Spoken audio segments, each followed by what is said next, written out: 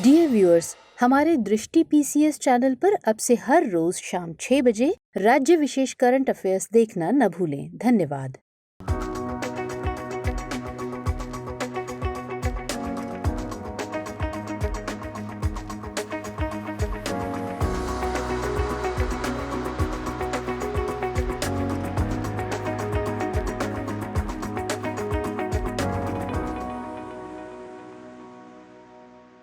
नमस्कार, दृष्टि आईएएस के टुडेज जी के प्रोग्राम में आपका स्वागत है। शुरुआत करेंगे पिछले सेशन के रिकैप से। पहला प्रश्न था, निम्नलिखित युग्मों पर विचार कीजिए। पशु खेल संबंधित राज्य। 1. एरुथाजुवुथल केरल। 2. कंबाला कर्नाटक। 3. बुलबुल की लड़ाई असम। दिए गए युग्मों में से कौन सा यहाँ से सही सुमेलित है या फिर है? इसका सही जवाब था केवल 2 और 3। अगला प्रश्न था, निम्न में से कौन सा यहाँ से परिशुद्ध कृषि यानी प्रेसिशन एग्रीकल्चर की विशेषता है या फिर है? 1. उच्च कृषि उत्पादकता। 2. फसल उत्पादन में अधिक रासायनिक अनुप्रयोग। 3. जल संसाधनों का कुशल उपयोग। नीचे दिए गए कूट का प्रयोग कर सही उत्तर चुनिए। इसका सही जवाब था केवल 1 और 3। अगला प्रश्न था, ग्रीन स्ट्रैटेजिक पार्टनरशिप हाल ही में चर्चा में रही है। यह निम्नलिखित में से किस देश के साथ भारत की द्विपक्षीय साझेदारी है? इसका सही जवाब था डेनमार्क। अगला प्रश्न था, हाल ही में खबरों में रहा विहंगम प्लेटफॉर्म किससे संबंधित है? इसका सही जवाब था खनन गतिविधियों के हवाई वीडियो का रियल टाइम प्रसारण। अगला प्रश्न था, निम्नलिखित कथनों पर विचार कीजिए। 1. कार्बन रेखा वह बिंदु है जहां से अंतरिक्ष की सीमा शुरू होती है। 2. सब ऑर्बिटल प्रक्षेप वक्र यानी ट्रेजेक्ट्री अंतरिक्ष उड़ान को पृथ्वी के गुरुत्वाकर्षण से बचने की अनुमति देता है। उपरोक्त में से कौन सा यहाँ से कथन सही है या फिर है? इसका सही जवाब था केवल 1। अगला प्रश्न था, भारत में एक्सप्रेसवे के संबंध में निम्नलिखित कथनों पर विचार कीजिए। 1. गंगा एक्सप्रेसवे पूरा होने के बाद उत्तर प्रदेश का सबसे लंबा एक्सप्रेसवे बन जाएगा। 2. यह बिजनौर से शुरू होकर सोनभद्र में खत्म होगा।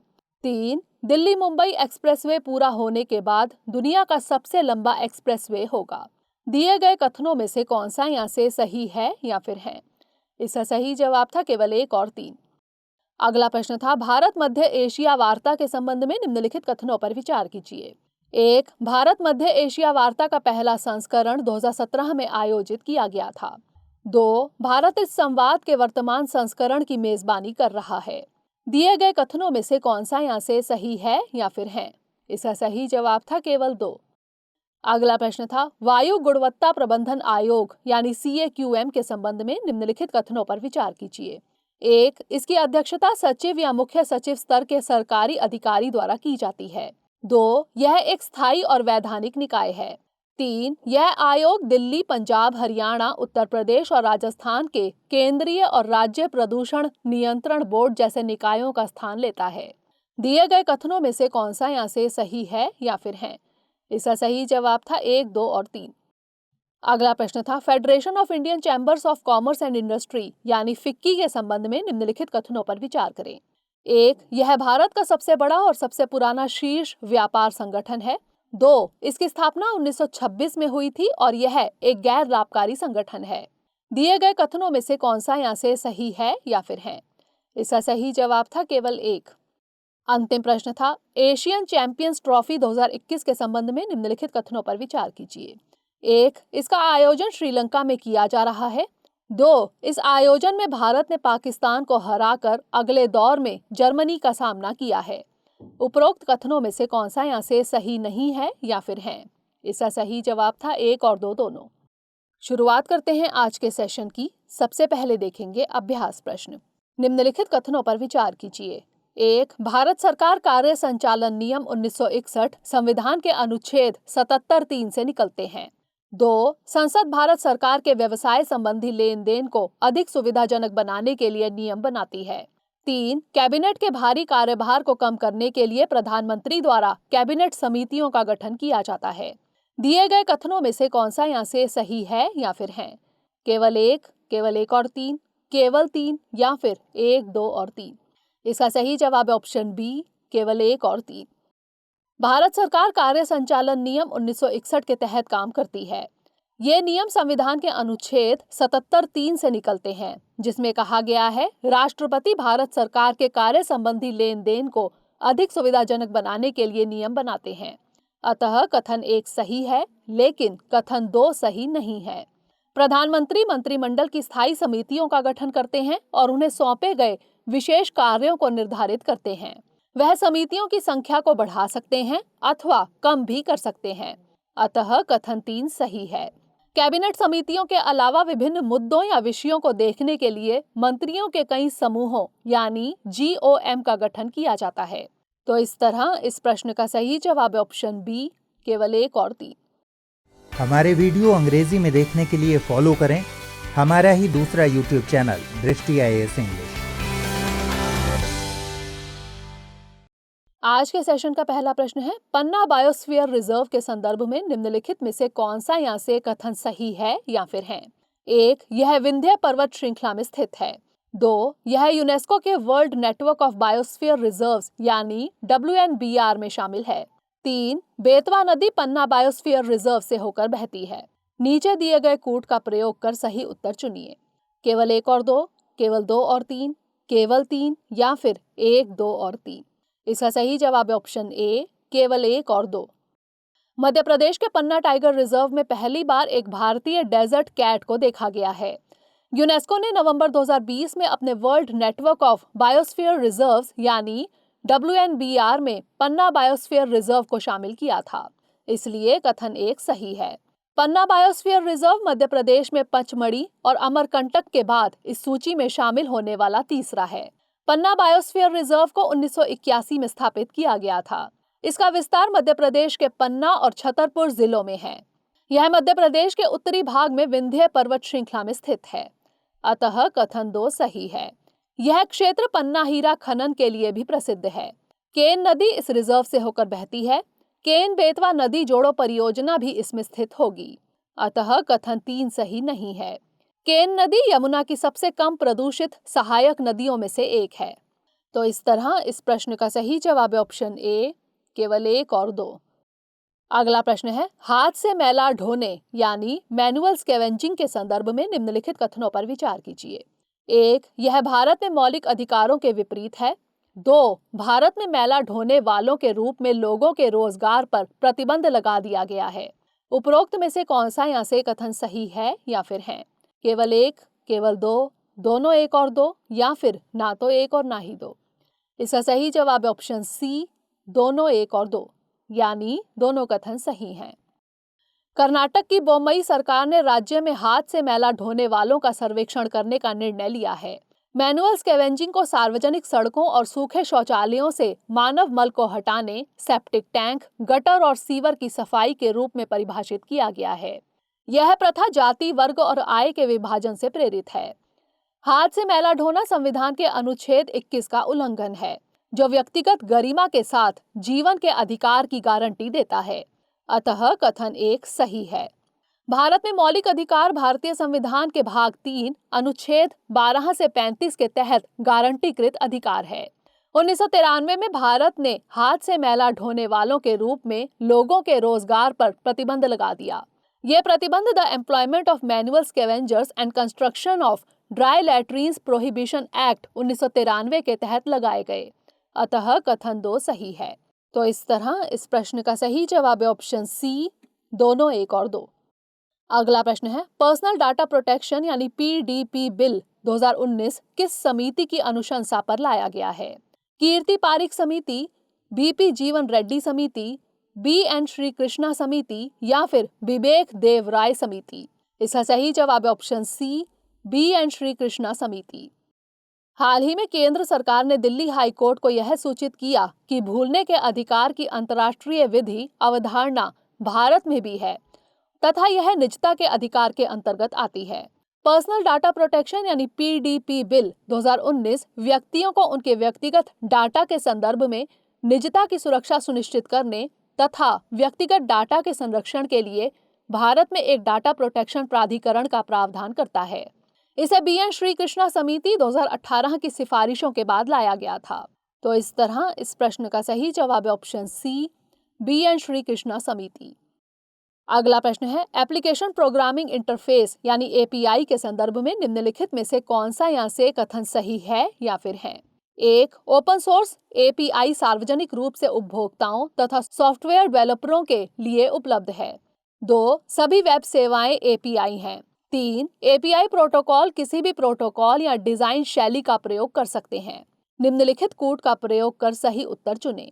केवल 1 और 2, केवल 2 और 3, केवल 3 या फिर 1, 2 और 3। इसका सही जवाब है ऑप्शन डी, 1, 2 और 3। हाल ही में भारतीय प्रतिभूति एवं विनिमय बोर्ड यानी सेबी ने एल्गोरिथमिक या एल्गो ट्रेडिंग स्वचालित निष्पादन और तर्क से उत्पन्न व्यापार को विनियमित करने के लिए एक सर्कुलर पेपर जारी किया है। एप्लीकेशन प्रोग्रामिंग इंटरफेस यानी एपीआई एक इंटरफेस है जिसे सॉफ्टवेयर प्रोग्राम में प्रयोग किया जाता है जो वर्तमान एप्लीकेशन से प्रतिक्रिया करता है। एप्लीकेशन प्रोग्रामिंग इंटरफेस यानी एपीआई एक ओपन सोर्स इंटरफेस है जो सार्वजनिक रूप से उपभोक्ताओं तथा सॉफ्टवेयर डेवलपरों के लिए भी उपलब्ध है। ओपन सोर्स एपीआई इंटरनेट पर मुक्त रूप से उपलब्ध है जिसे नेटवर्क सुलभ सेवा के मालिक उपभोक्ताओं को सार्वजनिक पहुंच देने में प्रयोग करते हैं। इसलिए कथन 1 सही है। एपीआई और वेब सेवाएं परस्पर अनन्य नहीं हैं, बल्कि एक दूसरे का ही भाग हैं। प्रत्येक वेब सेवा एक एपीआई होती है क्योंकि यह किसी एप्लीकेशन के डाटा को उजागर करती है, लेकिन प्रत्येक एपीआई वेब सेवा नहीं होती। अतः कथन 2 सही है। एपीआई प्रोटोकॉल किसी भी प्रोटोकॉल या डिजाइन शैली का प्रयोग कर सकते हैं, जबकि वेब सेवा कुछ विशेष प्रोटोकॉल का ही प्रयोग कर सकती हैं। अतः कथन 3 भी सत्य है। इसलिए उपरोक्त तीनों कथन सत्य हैं। तो इस तरह इस प्रश्न का सही जवाब है ऑप्शन डी, 1, 2 और 3। अगला प्रश्न है, कंट्रोल्ड एरियल डिलीवरी सिस्टम से संबंधित निम्नलिखित कथनों पर विचार करें। 1. Aerial delivery research and development establishment यानी ADRDE आगरा में स्थित है। 2. Controlled aerial delivery system flight प्रदर्शन ADRDE द्वारा किया गया, जो अटल इनोवेशन मिशन के तहत मनाए जाने वाले विभिन्न कार्यक्रमों का हिस्सा है। उपरोक्त में से कौन सा यहाँ से कथन सत्य है या फिर है? केवल 1, केवल 2, 1 और 2 दोनों, या फिर ना तो 1 और ना ही 2। इसका सही जवाब है ऑप्शन ए, केवल 1। हाल ही में aerial delivery research and development संस्था यानी ADRDE द्वारा कंट्रोल्ड एरियल डिलीवरी सिस्टम की 500 किलोग्राम की एक टेस्ट फ्लाइट CADS 500 किलोग्राम का सफल परीक्षण किया गया। रक्षा मंत्रालय ने इस परीक्षण की घोषणा की। Aerial delivery research and development संस्था यानी ADRDE DRDO आगरा उत्तर प्रदेश में स्थित है।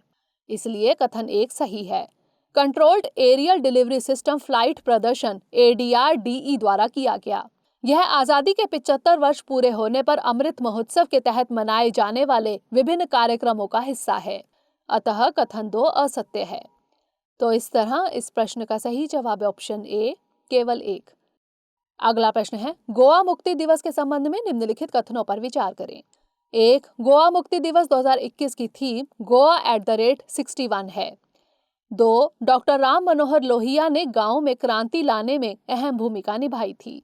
उपरोक्त कथनों में से कौन सा यहाँ से सही है या फिर है? केवल 1, केवल 2, दोनों 1 और 2, या फिर ना तो 1 और ना ही 2। इसका सही जवाब है ऑप्शन बी, केवल 2। भारत में हर साल 19 दिसंबर को गोवा मुक्ति दिवस मनाया जाता है। इस साल के इस दिवस की थीम है गोवा @60। अतः कथन 1 गलत है। गौरतलब है कि 1961 में गोवा विदेशी शासन से पूरी तरह मुक्त हुआ था। पुर्तगालियों ने गोवा पर लगभग 450 से अधिक सालों तक शासन किया था। 18 जून 1946 को गोवा मुक्ति आंदोलन को डॉक्टर राम मनोहर लोहिया के नेतृत्व में मजबूती मिली। इन्होंने गोवा को आजाद कराने के लिए गोवा के युवाओं को इकट्ठा किया। अतः कथन 2 सही है। तब से अब तक इस दिन को गोवा क्रांति दिवस के रूप में मनाया जाता है। गोवा 1987 तक एक केंद्र शासित प्रदेश बना रहा और फिर इसे भारत का 25वां राज्य बनाकर राज्य का दर्जा दिया गया। बता दें कि गोवा मुक्ति दिवस पर्यटन क्षेत्र में गोवा की उपलब्धियों को मान्यता देने और भारत के सभी राज्यों और केंद्र शासित प्रदेशों में उच्चतम प्रति व्यक्ति आय होने के लिए मनाया जाता है। तो इस तरह इस प्रश्न का सही जवाब है ऑप्शन बी, केवल 2। अगला प्रश्न है, काजीरंगा राष्ट्रीय उद्यान के संबंध में निम्नलिखित कथनों पर विचार कीजिए। 1. इसे 1985 में यूनेस्को द्वारा विश्व धरोहर स्थल और 2006 में टाइगर रिजर्व के रूप में घोषित किया गया था। 2. अल्बिनो हॉग डियर को हाल ही में पार्क के कोहोरा क्षेत्र में देखा गया था। उपरोक्त कथनों में से कौन सा यहाँ से सही है या फिर है? केवल एक, केवल दो, दोनों एक और दो, या फिर ना तो एक और ना ही दो। इसका सही जवाब है ऑप्शन सी, दोनों एक और दो, यानी दोनों कथन सही हैं। हाल ही में एक दुर्लभ अल्बिनो हॉग डियर को काजीरंगा नेशनल पार्क के कोहोरा क्षेत्र में देखा गया। गौरतलब है कि काजीरंगा में पाए जाने वाले कुल 40,000 हॉग हिरणों में से एक अथवा दो प्रकार के असामान्य सफेद हॉग हिरण देखे जा सकते हैं, अतः कथन 2 सही है। इस हिरण का सफेद रंग एक विशेष प्रकार के आनुवंशिक पदार्थ की वजह से है, जो जीन उत्परिवर्तन की वजह से होता है। अब जान लेते हैं काजीरंगा नेशनल पार्क के बारे में। काजीरंगा राष्ट्रीय उद्यान असम के गोलाघाट और नौगांव जिले में स्थित है। यह असम का सबसे पुराना पार्क है। यह उत्तर में ब्रह्मपुत्र नदी और दक्षिण में कार्बी आंगलोंग पहाड़ियों के साथ 430 वर्ग किलोमीटर के क्षेत्र को कवर करता है। राष्ट्रीय राजमार्ग 37 इस पार्क से होकर गुजरता है। इस पार्क को 1974 में राष्ट्रीय उद्यान घोषित किया गया था। काजीरंगा राष्ट्रीय उद्यान में 2200 से अधिक इंडियन वन हॉर्न राइनोसरस पाए जाते हैं, जो कि एंडेंजर्ड स्पीशीज है। 1985 में इस पार्क को यूनेस्को द्वारा विश्व धरोहर स्थल घोषित किया गया था। पार्क में बाघों की आबादी बढ़ने के साथ ही इसे 2006 में टाइगर रिजर्व घोषित किया गया था, इसलिए कथन 1 सही है। तो इस तरह इस प्रश्न का सही जवाब है ऑप्शन सी, दोनों एक और दो। अगला प्रश्न है, सहकारी समितियों के संबंध में निम्नलिखित कथनों पर विचार कीजिए। 1. आपसी सहायता और स्वयं सहायता सिद्धांतों पर आधारित सहकारी समिति बनाने के लिए कम से कम 15 वयस्क सदस्यों की जरूरत होती है। 2. भारत सरकार अधिनियम 1935 के तहत सहकारिता को प्रांतीय विषयों के रूप में माना जाता था। उपरोक्त कथनों में से कौन सा यहाँ से सही नहीं है या फिर है? केवल एक, केवल दो, दोनों एक और दो, या फिर ना तो एक और ना ही दो।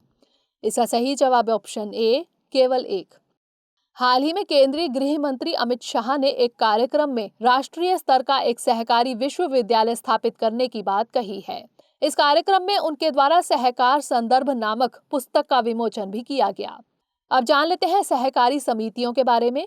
सहकारी समिति अधिनियम 1912 के अनुसार आपसी सहायता और स्वयं सहायता सिद्धांतों पर आधारित सहकारी समिति बनाने के लिए कम से कम 10 वयस्क सदस्यों की जरूरत होती है, अतः कथन 1 सही नहीं है। भारत में काम कर रही सहकारी समितियों के संबंध में भाग 9A नगर पालिका के ठीक बाद एक नया भाग 9B जोड़ा गया।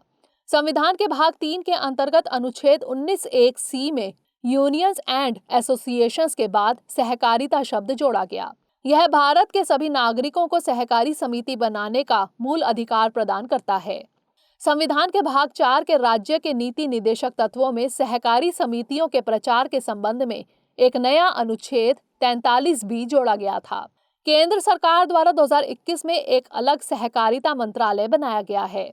भारत सरकार अधिनियम 1935 के तहत सहकारिता को प्रांतीय विषयों के रूप में माना जाता था, अतः कथन 2 सही है। तो इस तरह इस प्रश्न का सही जवाब है ऑप्शन ए, केवल एक। अगला प्रश्न है, भारतीय नौसेना के मर्मागांव के संबंध में निम्नलिखित कथनों पर विचार कीजिए। 1. यह P-15B वर्ग का पहला स्वदेशी स्टील्थ विध्वंसक है। 2. इसका नाम गोवा के बंदरगाह शहर के नाम पर रखा गया है। उपरोक्त कथनों में से कौन सा यहाँ से सही है या फिर है? केवल एक, केवल दो, दोनों एक और दो, या फिर ना तो एक और ना ही दो। इसका सही जवाब है ऑप्शन बी, केवल 2। भारतीय नौसेना ने हाल ही में P-15B श्रेणी के दूसरे स्वदेशी स्टील्थ विध्वंसक मर्मागांव का पहला समुद्री परीक्षण किया है। इस जहाज का निर्माण मझगांव डॉक शिपबिल्डर्स लिमिटेड यानी MDSL द्वारा किया गया।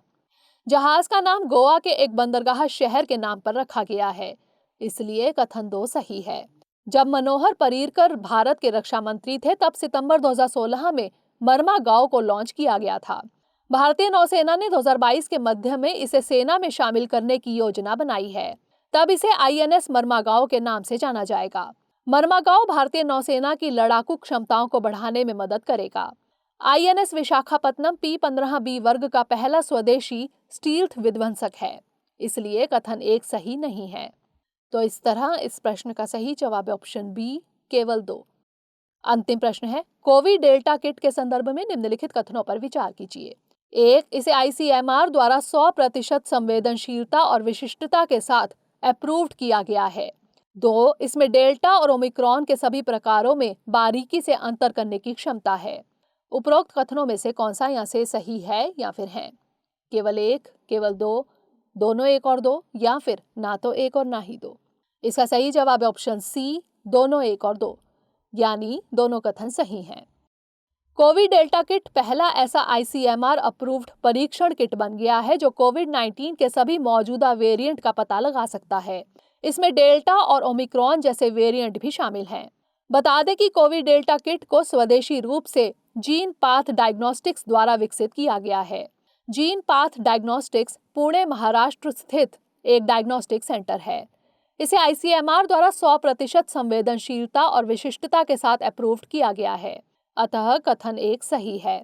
इस किट की सबसे बड़ी खास विशेषता मौजूदा डेल्टा और ओमिक्रॉन के सभी प्रकारों में बारीकी से अंतर करना है। अतः कथन 2 भी सही है। तो इस तरह इस प्रश्न का सही जवाब है ऑप्शन सी, दोनों 1 और 2। अब नोट कर लेते हैं आज का अभ्यास प्रश्न। निम्नलिखित कथनों पर विचार कीजिए। 1. यह भारत का पहला धातु युग है। 2. पहिए से बने लाल और नारंगी रंग के मिट्टी के बर्तनों का प्रचलन था। 2. इनाम गांव और ऐरण महत्वपूर्ण स्थल हैं। उपरोक्त कथन प्राचीन इतिहास में निम्नलिखित में से किस कालखंड से सबसे अधिक संबंधित है? ताम्र पाषाण काल, नव पाषाण काल, पुरा पाषाण काल या फिर महापाषाण काल? इसका उत्तर हमें कमेंट सेक्शन में जरूर भेजिएगा। अगले सेशन में नए प्रश्नों के साथ मिलेंगे। तब तक के लिए पढ़ते रहिए एंड स्टे मोटिवेटेड।